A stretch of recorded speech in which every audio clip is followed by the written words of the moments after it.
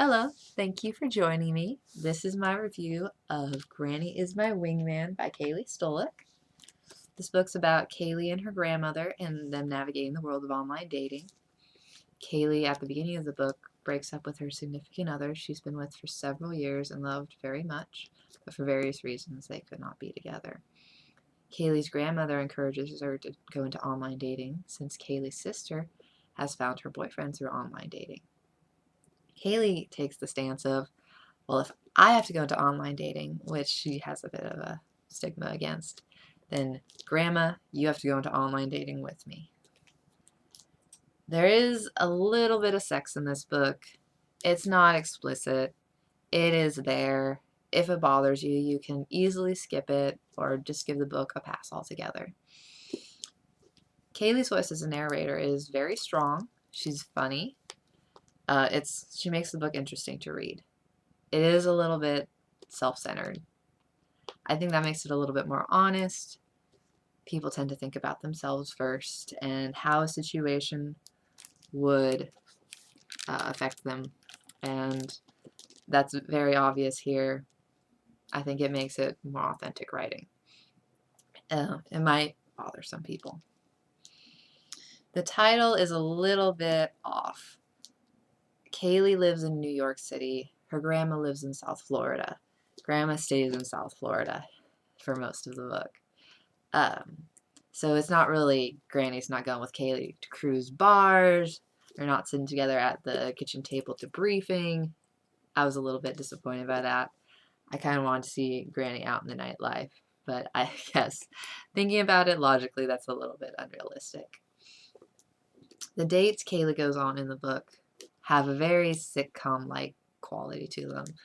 You can almost imagine a montage of all these guys, and she's at this table, maybe like a speed dating situation. You know, this guy lied about his height. This guy's stingy. This guy is not as communicative as he was on the internet. And they don't really come off as real people. Again, I think that's a little bit more honest. I think as people, we tend to judge based on first appearances and what little information we have, and stick people into categories to make life easier for us. I think the best parts of the book are definitely the conversations between Kayli and her grandmother. You really get to see what kind of relationship they have. They're very close. They talk on the phone all the time. And Kayli's grandmother is pretty interesting herself. She's a shoot from the hip, no bull kind of grandma. Not the kind of grandma who's baking cookies in an apron. Not the kind of grandma who sends you weirdy cards and $5 checks in the mail. She calls Kayli on her self-centeredness. You know, like, maybe you should give this guy another chance. You know, maybe you should see this guy again. He makes a good living. This guy is a 6'7" Australian. You really think you're not going to give him another chance?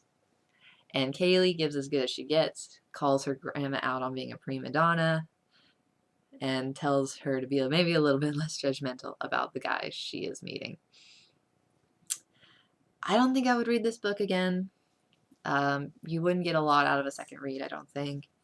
It's about Kayli, her grandmother, their online dates, their relationship with each other, and not much else. It's a fun, interesting read, but again, I don't think if you read it a second time, you would get more out of it.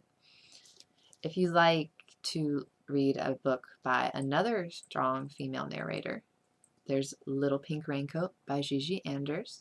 She writes mostly about her love life and the contents of her closet, and it's a very fun read. If you're more interested in another online dating book, Data a Love Story by Webb is very good. She takes a more scientific approach to online dating, and that's pretty interesting as well. Thank you for joining me. I hope to see you again.